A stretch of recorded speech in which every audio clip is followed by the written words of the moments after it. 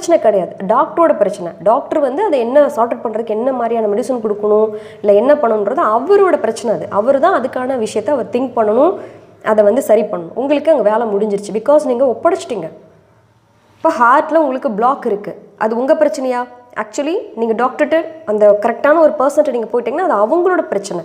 அவங்க அந்த ப்ராஜெக்ட் எடுத்து சக்ஸஸ் பண்ணணும், அதுக்கான அவங்க ஒர்க் அவுட் பண்ணுவாங்க, அதுக்கு என்ன பண்ணணுமோ அதை அவங்க பண்ணுவாங்க. அது அவங்க பிரச்சனை, அது ஆக்சுவலி உங்கள் பிரச்சனையே கிடையாது.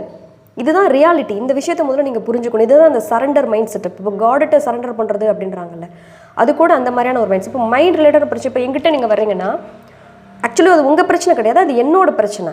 உங்கள் பிரச்சனையை நான் என்ன பண்ணிடுறேன்னா நான் எடுத்துக்கிறேன், நான் டேக் ஓவர் பண்ணிக்கிறேன். அந்த விஷயத்தை முழுசாக நான் என்ன பண்ணிக்கிறேன், நான் டேக் ஓவர் பண்ணிக்கிறேன்.